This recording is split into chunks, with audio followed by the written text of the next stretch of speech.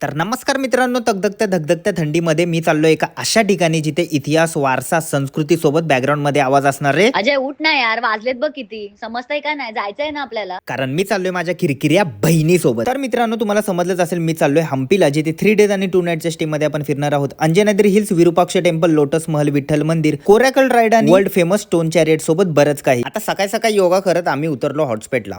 हॉस्पिटलवरून हम्पीला जाण्यासाठी रिक्षावाल्याने बहिणीचं तोंड बघून मागितली माझी 10 दिवसाची सॅलरी. मग काय, बहिणीकडे पैसा काय आपल्या कमी नाही आहे, म्हणून गप गेलो बसने.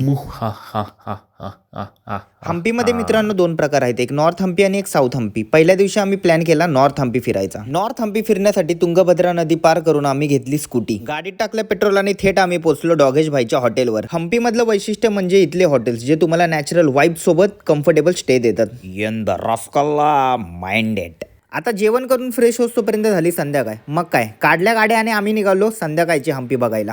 फिरता फिरता असत भटकंती करत आम्ही पोहोचलो एका दुर्गा माता टेम्पलमध्ये. दुर्गा माता टेम्पलमध्ये बहीण दर्शनाला चालली का आंदोलनाला, तेच मला कळत नव्हतं. माता की दुर्गा माता की जय. जय माता दी. जय माता दी. हळूहळू होणारा सनसेट आणि मंदिरातलं वातावरण बघून मन प्रसन्न झालं. प्रसन्न मनाने बाहेर आलो तर आम्हाला दिसली एक वरात. मग काय, नाचायला गेली सुरुवात, दाखवला साऊथ इंडियन डान्स. रस्त्यात आम्हाला भेटला ऋतिक रोशनचा छोटा भाऊ. मग काय, त्याला पण बसवलं गाडीवर आणि निघालो हॉटेलवर. तर मित्रांनो, हा होता आमचा हम्पीतला डे 1. आता डे 2 आणि डे 3 ची मजा तुम्हाला बघायला भेटेल पुढच्या ब्लॉगमध्ये.